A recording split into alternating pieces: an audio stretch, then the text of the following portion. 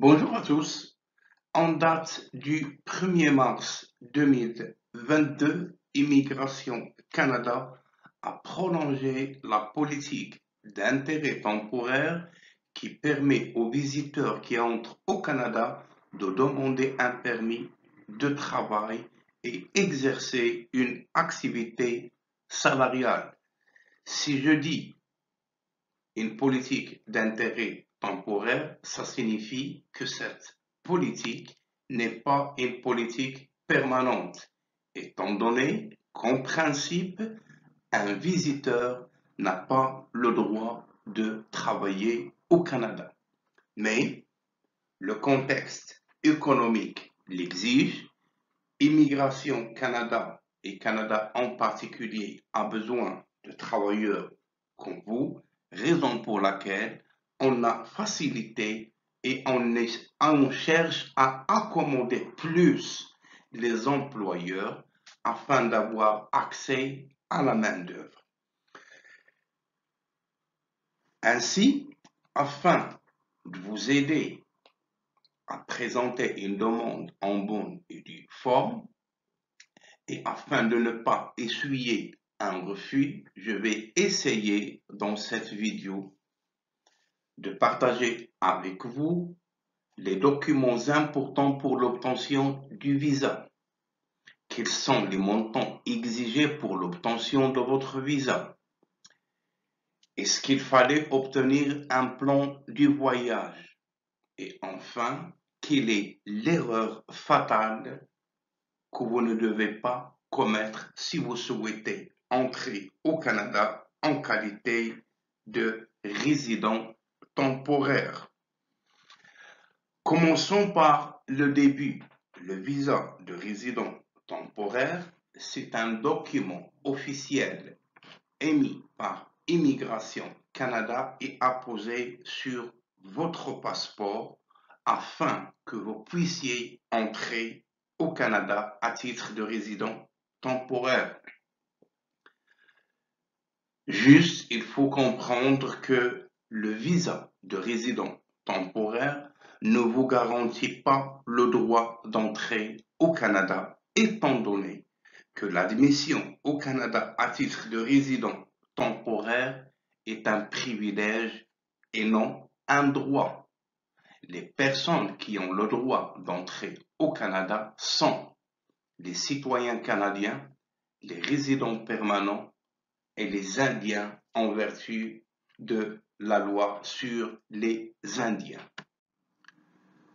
Tout d'abord, pour présenter une demande, vous devez payer les frais de traitement de votre demande de résident temporaire qui s'élève à 100 $ par personne pour une entrée unique ou une entrée multiple conformément à l'article 296 du règlement de la loi sur l'immigration et la protection des réfugiés.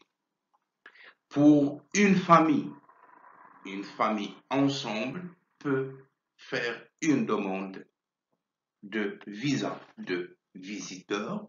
Exemple, un couple qui a des enfants, ils font tous ensemble une demande et dans ce cas-ci, les frais de traitement s'élèvent à 500 $ par famille pour une entrée simple, unique ou des entrées multiples conformément à l'article 296 du règlement alinéa 3. Pour une autorisation de voyage électronique, les frais s'élèvent à 7 $, conformément à l'article 294 alinéa 1. Pour obtenir un visa de résident temporaire, vous devez soumettre plusieurs documents. Parmi les documents, vous devez présenter vos documents d'identité et un passeport valide, dont la validité doit au moins doit au moins être d'une durée de 2 ans afin d'éviter des pépins avec les agents d'immigration.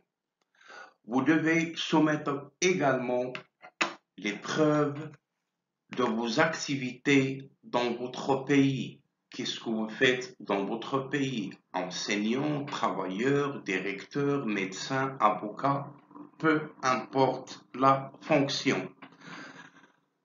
Vous aurez également besoin d'une lettre mentionnant que vous avez obtenu votre congé, qui vous permettra de visiter le Canada. Sauf si vous travaillez pour votre compte, vous n'aurez pas besoin d'une attestation provenant des ressources humaines qui attestent que vous avez obtenu votre congé. Vous devez également avoir une lettre d'invitation qui peut être vérifiée par les agents d'immigration, que ce soit des membres de votre famille, des amis ou des collègues que vous allez rencontrer au Canada et à qui vous allez rendre visite. Vous devez également mentionner le motif de votre visite et la durée. Et en mentionnant l'objet ou l'objectif ou le motif de votre visite, ça ne réfère au plan du voyage. Vous devez avoir au moins un plan initial. Qu'est-ce que vous comptez faire au Canada? Pas regarder la télé au salon tout au long de la journée. Il faut avoir un plan convaincant. J'aimerais bien visiter les chutes du Niagara, j'aimerais bien aller à Toronto, j'aimerais bien aller en Ontario, participer aux activités musicales de Montréal, du Québec. Il y a mille raisons qui peuvent justifier votre arrivée au Canada. Et le plan du voyage, il est important qu'il soit le plus précis, afin de prouver la bonne foi aux agents d'immigration. Et qui dit agent d'immigration soupçonne tout le monde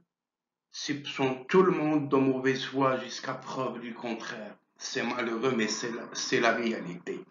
Il ne prend pas votre parole telle que vous l'avez mentionné. Il doit faire des vérifications et des vérifications afin d'arriver à la conclusion que vous êtes un demandeur authentique, étant donné que plusieurs personnes qui ont obtenu des visas de visiteurs sont présentement au Canada sans statut, sont des clandestins.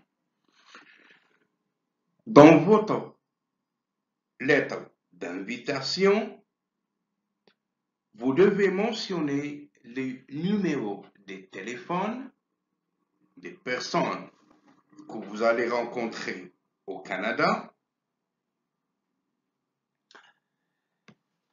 et la personne qui vous fait parvenir une lettre d'invitation doit mentionner son statut administratif d'un point de vue de l'immigration, son travail, la composition familiale, est-ce qu'il va vous accueillir chez lui, est-ce qu'il va vous aider à avoir un autre plan, à être hébergé dans un hôtel ou chez un de ses amis. Il doit donner des explications détaillées. Et surtout, il doit vous fournir ces preuves qui justifient sa capacité financière. Cette déclaration,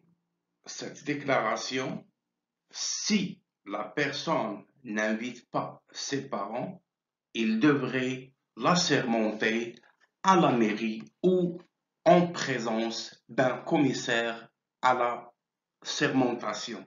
il n'est pas nécessaire qu'il soit notarié étant donné que ça ne concerne pas le visa de visiteur des parents.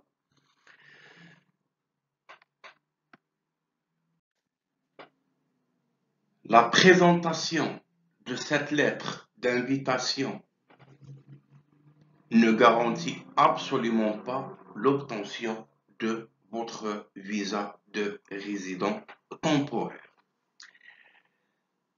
Maintenant, ce qui reste à expliquer, quels sont les montants exigés pour votre voyage, pour l'obtention de votre visa au Canada.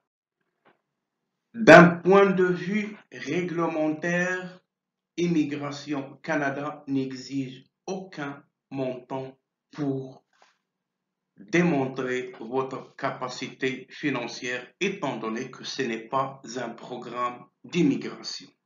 Toutefois, vous devez prouver à l'agent d'immigration que vous avez les moyens qui vous permettront de subvenir à vos besoins ainsi qu'à ceux des personnes à charge qui vous accompagnent durant ce voyage. Ces preuves de fonds peuvent être sous forme d'argent espèce, chèques certifiés, des traites bancaires, mandat postal ou mandat bancaire ou tout document pertinent. Un engagement de votre garant de vous aider doit être mentionné dans la lettre d'invitation qu'il mentionne, qu'il prend en charge monsieur ou madame ou la famille composante de monsieur et madame ainsi que les enfants de telle date à telle date. Il doit mentionner qu'il doit prendre en considération qu'il va s'occuper du logement, nourriture, hébergement, tout ce qui pourrait être utile dans la vie quotidienne d'une personne qui vit au Canada. Vous devez également fournir vos relevés de travail ou vos fiches de paie, ainsi que les fiches de paie et les relevés bancaires ou les rapports d'impôt de la personne qui vous invite afin de permettre à l'agent d'immigration d'évaluer les ressources financières de la personne qui vous invite et ce qu'il sera en mesure de répondre aux besoins de sa propre famille et répondre également en même temps aux besoins de la personne ou de la famille qui l'accueille au Canada. Pour les montants qui apparaissent sur vos relevés bancaires, ils ne doivent pas contenir des opérations suspectes. La personne reçoit un salaire mensuel, exemple de 5 000 $ et il fait un dépôt en espèces d'une somme de 10 000 $ dans son compte. Étant donné que l'argent doit être licite, ne laissez pas les agents d'immigration imaginer des scénarios qui n'existent pas. C'est à vous de limiter les scénarios. Essayez d'être honnête afin de ne pas avoir des problèmes avec les agents d'immigration. Maintenant que vous avez obtenu votre visa de résident temporaire et que vous allez bientôt, dans une semaine, entrer au Canada.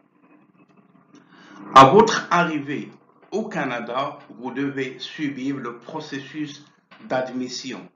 Arrivé à ce stade, il ne faut jamais mentionner à l'agent d'immigration que vous avez l'intention de travailler. Également, ne jamais mentionner à l'agent d'immigration au moment du dépôt ou au moment de la demande de votre visite votre intention de travailler au Canada pour la simple raison. Un visiteur n'a pas le droit de travailler au Canada. Vous allez me dire, oui, on le sait, mais le Canada, un agent d'immigration a l'obligation d'appliquer les lois telles qu'elles sont. Il n'a pas à expliquer quoi que ce soit, surtout lorsqu'on arrive à l'application du principe de la double intention. La double intention, c'est un principe juridique valable et que les agents d'immigration n'ont pas le droit de refuser l'entrée au Canada à une personne qui souhaite entrer au Canada et que par la suite demander un statut de résident temporaire. N'entrez pas dans ce jeu, soyez clair et net. J'ai une famille au Canada, j'aimerais bien rendre visite à ma famille, ou j'aimerais bien rendre visite à mes amis, ou je veux tout simplement visiter telle ou telle ou telle ville. Point final. Ce que je partage avec vous, j'ai le droit de le partager avec vous. Je ne vous incite pas à frauder les agents d'immigration. Je vous donne des astuces qui vous permettent d'obtenir légalement votre visa de résident temporaire. Les personnes qui ont une question peuvent me contacter via mon groupe Facebook et je serai heureux de vous répondre le mieux que je peux. Bonne chance à toutes et à tous. À la prochaine.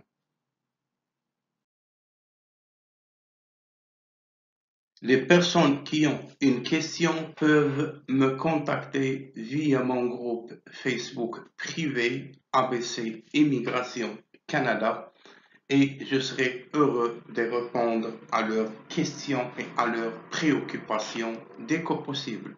Bonne chance à toutes et à tous. À la prochaine.